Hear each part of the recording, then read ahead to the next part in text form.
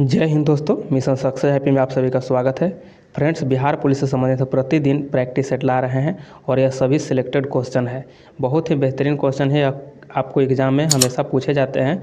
तो आप लोग के यहाँ पे चारों ऑप्शन का हम यहाँ पे एक्सप्लेन करते हैं और वीडियो को आप लोग अच्छे से एक बार देखते जाइएगा। आपको मेहनत करना होगा, मेहनत कीजिएगा तब सिलेक्शन जा करके आप लोग को पक्का होगा।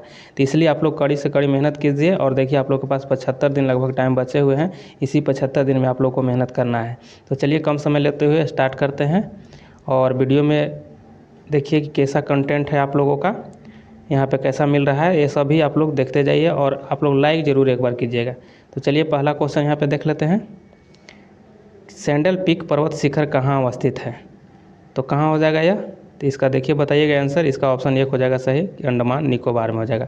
और अंडमान निकोबार में पूछ देता है कि अंडमान निकोबार में कहाँ है, तो यह हो जाएगा उत्तरी अंडमान में। ठीक है, अंडमान, उत्तरी अंडमान में यह है। ठीक है, और यहाँ पे देख लीजिए सिक्किम। सिक्किम में कौन है? तो कंचनजंगा। ठीक है, कंचनजंगा। ठीक है, कंचनजंगा जो है आपको कहाँ हो जाएगा? तो यह सिक्किम में है, पर्वतमाला है कंचनजंगा। और यहाँ पे राजस्थान में देख लीजिए तो अरावली है, अरावली।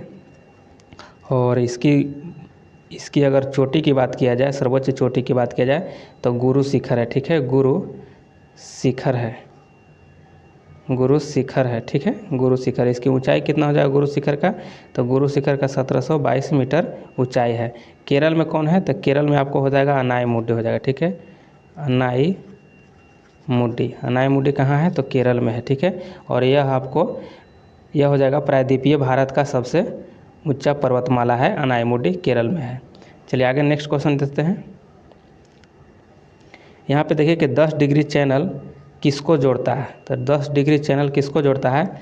तो ये आप लोग बताइए किसका जोड़ता है, किसको किसको? तो ये आपको जोड़ेगा, ऑप्शन 2 हो जाएगा सही कि छोटा अंडमान व कार निकोबार को। ठीक है, छोटा अंडमान व कार निकोबार को जोड़ता है।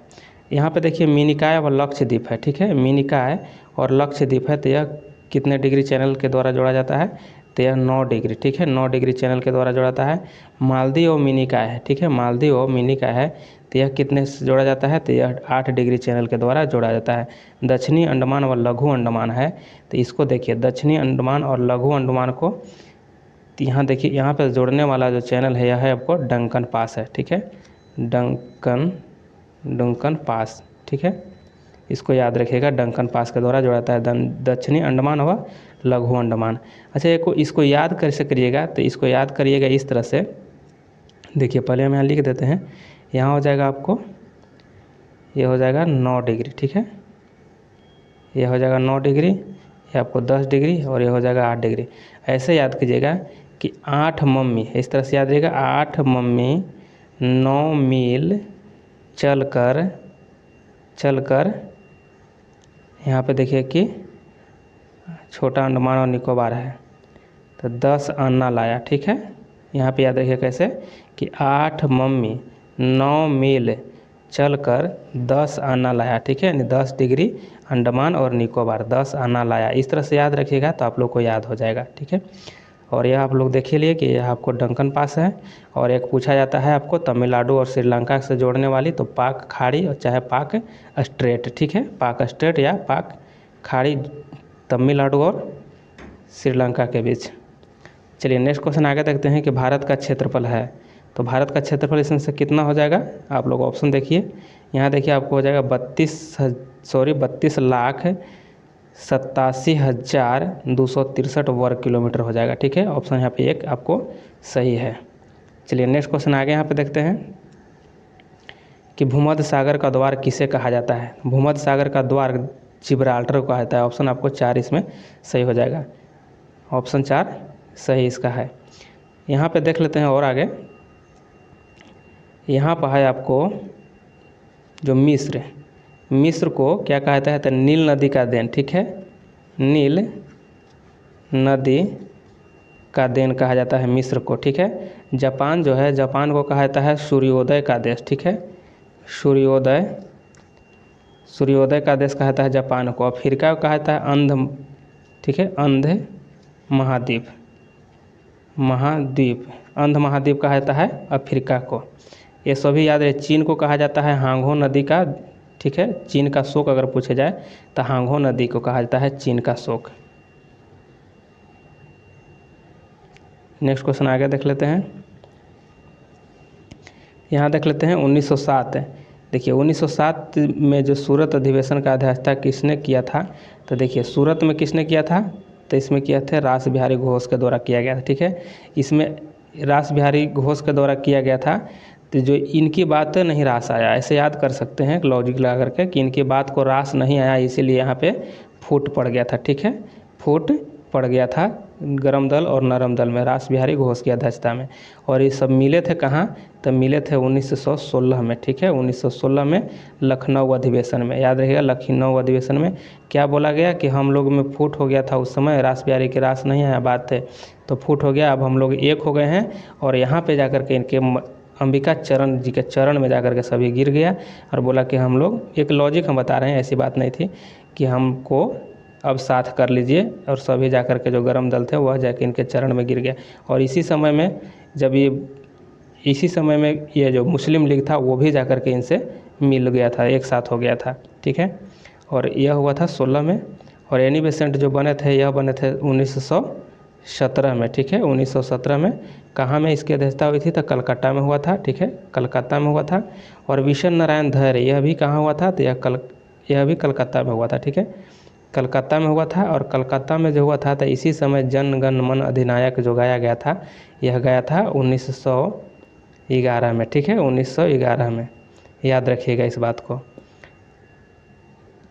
चलिए यहाँ पे नेक्स्ट क्वेश्चन आगे देख लेते हैं कि जय जगत का नारा किसने दिया था। तो जय जगत का नारा किसके द्वारा दिया गया था, तो यहाँ पे सही आंसर क्या हो जाएगा, यहाँ पे आपको सही आंसर हो जाएगा आपको विनोबा भावे, ठीक है। ऑप्शन 3 सही हो जाएगा, विनोबा भावे के द्वारा दिया गया था यह नारा। कर मत दो, कर मत दो किसने कहा था, तो यहाँ पे कहा गया था कि कर मत दो, यह कहा गया था सरदार वल्लभ भाई पटेल के द्वारा। जयप्रकाश नारायण के द्वारा कौन सी नारा दिया गया था, तो संपूर्ण क्रांति, ठीक है, क्रांति, संपूर्ण क्रांति का नारा दिया गया था। और भगत सिंह के द्वारा दिया गया था साम्राज्यवाद, ठीक है, साम्राज्यवाद का नाश हो, याद रखिएगा साम्राज्यवाद का नाश हो अगर पूछे कभी भी तो भगत सिंह के द्वारा दिया गया था। एक था वेदों की ओर लौटो, ठीक है, वेदों की ओर लौटो के नारा किसने दिया था, तो यह दयानंद सरस्वती के द्वारा दिया गया था, ठीक है, दयानंद सरस्वती के द्वारा। नेक्स्ट क्वेश्चन आगे देख लेते हैं कि निम्नलिखित में से किसे काला कानून के नाम से भी जाना जाता है। तो काला कानून के नाम से कौन जाना जाता है, तो देखिए रॉलेट एक्ट को जाना जाता है। ऑप्शन एक यहाँ से सही हो जाएगा, रॉलेट एक्ट। और रॉलेट एक्ट कब आया था, तो यह आपको 19 मार्च 1919 को आया था रॉलेट एक्ट। साइमन कमीशन कब आया था, तो यह आपको 1928 में आया था, ठीक है, चला था 27 में लेकिन 28 में आया था। क्रिप्स मिशन यह आपको 1942 में हो जाएगा। और मॉन्टेग्यू घोषणा, ठीक है, मॉन्टेग्यू घोषणा यहाँ पे हो जाएगा यह 20 अगस्त 1917 को, ठीक है, इसको याद रख लीजिएगा आप लोग, क्वेश्चन पूछे जाते हैं। आगे यहाँ पे देख लेते हैं बंगाल का पहला गवर्नर था, तो बंगाल का पहला गवर्नर कौन होगा, तो पहला गवर्नर आपको ऑप्शन ए यहाँ पे 2 हो जाएगा कि लॉर्ड क्लाइव थे, ठीक है, कौन, लॉर्ड क्लाइव थे। और यहाँ पे देख लीजिए कि लॉर्ड कैनिंग दिया गया है, तो कैनिंग क्या थे, तो कंपनी का अंतिम गवर्नर जनरल थे, ठीक है, अंतिम गवर्नर जनरल थे एवं भारत का पहला वायसराय थे, ठीक है, याद रखिएगा, आप जो बोल रहे हैं उसको सुन लीजिए। कंपनी का अंतिम गवर्नर जनरल एवं भारत का पहला वायसराय थे यह लॉर्ड कैनिंग। विलियम बेंटिंक के बारे में यहाँ पे थोड़ा सा समझ लीजिए कि यह बंगाल का गवर्नर जनरल यानी अंतिम गवर्नर जनरल था, ठीक है, अंतिम गवर्नर जनरल एवं 1833 के चार्टर एक्ट के तहत इनको भारत का गवर्नर जनरल बना दिया गया था, ठीक है, 1833 के चार्टर एक्ट के तहत विलियम बेंटिंक को भारत का गवर्नर बनाया गया था, ठीक है, लेकिन बंगाल का अंतिम गवर्नर जनरल थे। लॉर्ड यहाँ पे देखिए वारेन हेस्टिंग्स हैं, तो यह बंगाल का पहला गवर्नर जनरल बने थे, ये पहला गवर्नर जनरल बने थे। तो यहाँ तक चला था, ठीक है, बेंटिंक तक चला, यानी बेंटिंक लास्ट थे, विलियम बेंटिंक लास्ट थे। इसके बाद 33 का जो एक्ट आया था 1833 के, इसके बाद भारत का गवर्नर हो गया था, भारत का गवर्नर नाम से जाना जाने लगा था, ठीक है। चलिए नेक्स्ट क्वेश्चन आगे देख लेते हैं। यहाँ पे है कि किसका प्रति वर्ग किलोमीटर जनसंख्या घनत्व सर्वाधिक है। तो जनसंख्या घनत्व की यहाँ बात किया गया है, तो किसका है सबसे ज़्यादा, तो सबसे ज़्यादा आपको बिहार का हो जाएगा। ठीक है, बिहार का कितना है 1106 वर्ग किलोमीटर प्रति व्यक्ति यहाँ पे निवास करता है। चलिए आगे देख लेते हैं। यहाँ पे है कि किसके जेल का कमरा एक पर्यटक स्थल है। तो किसका जेल का कमरा जो है पर्यटक स्थल है, तो यहाँ ऑप्शन 1 हो जाएगा वीर सावरकर का है। ठीक है, वीर सावरकर का। नेक्स्ट क्वेश्चन आगे यहाँ पे देख लेते हैं कि कर्क रेखा किस राज्य से होकर के नहीं गुजरती है। ठीक है, नहीं गुजरती की बात किया गया है। तो देखिए छत्तीसगढ़ से गुजरती है, झारखंड से गुजरती है, त्रिपुरा से गुजरती है, तेलंगाना से नहीं गुजरती है। तो इसका आंसर आपको ऑप्शन 4 हो जाएगा। ठीक है, 4 हो जाएगा। देखिए यह 8 राज्य से होकर के गुजरती है, और इसको आप याद रखिएगा मित्र पर गमछा झार से याद रखिएगा, या गुराम छझा पत्रिमी करके भी याद रखिएगा, गुराम छझा पत्रिमी। ठीक है, यह याद हो जाएगा तो आप कभी भी नहीं भूलिएगा। चलिए नेक्स्ट क्वेश्चन आगे देख लेते हैं। यहाँ पे है कि उच्च न्यायालय का न्यायाधीश अपना त्याग पत्र संबोधित करता है। उच्च न्यायालय का न्यायाधीश अपना जो है त्याग पत्र किसे देता है, तो यह राष्ट्रपति को देगा। ऑप्शन आपको यहाँ पे 1 सही हो जाएगा। और राष्ट्रपति किसे देता है, तो राष्ट्रपति उपराष्ट्रपति को देगा। ठीक है, उपराष्ट्रपति को देगा। और भारत के मुख्य न्यायाधीश जो है ये भी राष्ट्रपति को देगा। राज्यपाल भी है जो राष्ट्रपति को देगा। चलिए आगे यहाँ पे देख लेते हैं। संविधान के अनुच्छेद 19 का संबंध किससे है। ठीक है, किससे है। ठीक है, यहाँ पे देखना है आपको किससे हो जाएगा, तो इसका ऑप्शन हो जाएगा 1 सही हो जाएगा, मौलिक अधिकार से हो जाएगा। ठीक है, मौलिक अधिकार कितना से कितना है, तो यह 12 अनुच्छेद 12 से लेकर के 35 तक में है। ठीक है, 12 से लेकर के 35 तक में इसका वर्णन किया गया है। और 19 जो है 19 में दिया गया है क्या क्या, तो इसमें देखिए पहले मूल अधिकार की अगर बात किया जाए तो मूल अधिकार पहले 7 था। ठीक है, अब 6 हो गए हैं। पहले 7 था मूल अधिकार, लेकिन अब 6 हो गए हैं। तो संपत्ति के अधिकार जो था उसको हटा दिया गया है, संपत्ति के अधिकार को हटा करके कानूनी अधिकार कर दिया गया है, तो इसीलिए अब 6 हो गए हैं। तो इसको याद रहेगा। चलिए नेक्स्ट क्वेश्चन आगे देख लेते हैं कि भारतीय संविधान सभा के प्रारूप समिति के अध्यक्ष कौन थे। देखिए प्रारूप समिति के अध्यक्ष पूछा गया है यहाँ पे, तो इसका हो जाएगा आपको डॉक्टर भीमराव अंबेडकर जी थे। ठीक है, doctor Bhimrao Ambedkar ji. Next question आगे देख लेते हैं कि भारतीय संविधान का कौन सा अनुच्छेद सर्वोच्च न्यायालय के बारे में है। तो सर्वोच्च न्यायालय के बारे में इसमें कौन हो जाएगा, तो यहाँ पे देखिए ऑप्शन जो 2 दिया गया है 124, या सर्वोच्च न्यायालय के बारे में अनुच्छेद का वर्णन जो है किया गया है, इसी में किया गया है। 123 क्या है, तो 123 जो है अध्यादेश है। ठीक है, अध्यादेश किसके द्वारा यह जारी किया जाता है, तो अध्यादेश राष्ट्रपति के द्वारा। ठीक है, राष्ट्रपति अध्यादेश लाने का अधिकार किसको है, तो राष्ट्रपति को 123 के तहत। यहाँ पे जो आपको दिया गया है 213, यह किसकी, तो यह राज्यपाल के द्वारा लाया जाता है। यह अध्यादेश राज्यपाल के द्वारा। ठीक है, राज्यपाल के द्वारा। जब विधानमंडल के अवकाश के समय होता ना है, उसी समय यह अध्यादेश लाया जाता है राज्यपाल के द्वारा, और यहाँ पे लाया जाता है राष्ट्रपति के द्वारा। 108 क्या है, तो यहाँ पे संयुक्त अधिवेशन होता है। ठीक है, संयुक्त अधिवेशन यानी संयुक्त बैठक होता है। ठीक है, संयुक्त बैठक संसद का बुलाया जाता है 108 के तहत। लेकिन इसकी अध्यक्षता कौन करता है, तो लोकसभा के अध्यक्ष के द्वारा ही किया जाता है। यहाँ आगे देख लेते हैं कि संसद के दोनों सदनों की संयुक्त बैठक के लिए गणपूर्ति चाहिए। दोनों जो बैठक हो रही है उसके लिए गणपूर्ति की क्या आवश्यकता होती है, कितने होती है, तो यहाँ पे देखिए ऑप्शन 3 इसका सही होगा। दोनों सदनों की कुल सदस्य संख्या का 1/10 होगा। चलिए नेक्स्ट क्वेश्चन आगे देख लेते हैं कि ध्वनि का वेग सबसे ज़्यादा किस में होता है। तो ध्वनि का वेग सबसे ज़्यादा किस में होगा, तो यहाँ पे इस्पात में हो जाएगा। ठीक है, इस्पात में। आगे यहाँ पे देख लेते हैं कि इंद्रधनुष में सबसे बाहर की ओर कौन सा रंग होता है। सबसे बाहर की ओर रंग पूछ रहा है। ठीक है, तो इस तरह से जो इंद्रधनुष बनता है, ठीक है, इस तरह से, तो सबसे बाहर में क्या होता है, तो लाल होता है। ठीक है, लाल होता है। और अंदर सबसे कौन होता है, तो सबसे जो अंदर हो जाएगा वह आपको बैगनी हो जाएगा। ठीक है, बैगनी, बैगनी याद रहेगा, इस तरह से याद रहेगा। यहाँ पे हम लिख दे रहे हैं थोड़ा सा आपको, बैजानी ह पी नाला, ऐसे याद रखिए। ठीक है, नाला। ठीक है। बैगनी जामुनी हो जाएगा, नीला हो जाएगा, हरा हो जाएगा, पीला हो जाएगा, फिर ओकरा बाद आपको नारंगी हो जाएगा, ओकरा बाद लाल हो जाएगा बाहर में। अब पूछा जाता है कि सबसे बीच में कौन हो जाएगा। देखिए बीच में यह हरा है, ठीक है, याद रखिएगा बीच में हरा होता है। चलिए आगे देख लेते हैं। यहाँ देखिए 18 कैरेट सोने में सोना का प्रतिशत है, तो 18 कैरेट सोना में सोना का प्रतिशत कितना हो जाएगा, तो यहाँ देखिए 75% होता है, ठीक है, 75% सोना होता है।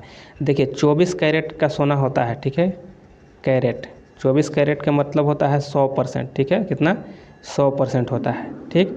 तो 18 कैरेट में 18 में कितना हो जाएगा, तो यहाँ पर हो जाएगा 100/24 गुने 18। इसको जब काटिएगा, यहाँ पे जब काटिएगा इसको देखिए 9 दूनी 18, यहाँ 12 दूनी 24 और यहाँ पे कट जाएगा 25 चौका 100, ये आपको कट जाएगा 3 चौका 12, 3 तिहाई 9, 3 यानी 25 तिया 75, ठीक है, 75 हो जाएगा इसका, 75% होता है सोना। चलिए नेक्स्ट क्वेश्चन आगे यहाँ पे देख लेते हैं। विटामिन B12 का रासायनिक नाम क्या है। B12 का रासायनिक नाम क्या हो जाएगा, तो यहाँ देखिए कोबालाइमीन हो जाएगा। ऑप्शन यहाँ पे आपको 1 हो जाएगा। और B12 में कोबाल्ट पाया जाता है, याद रखिएगा कोबाल्ट पाया जाता है। नियासिन किसका है, नियासिन जो हो जाएगा आपको यह B3 का है, ठीक है, नियासिन B3 का है। और थाइमिन किसका है, तो थाइमिन B1 का है, ठीक है। और यहाँ पे रेटिनॉल जो है ये विटामिन A का है। ये सभी आप लोग याद रखिएगा।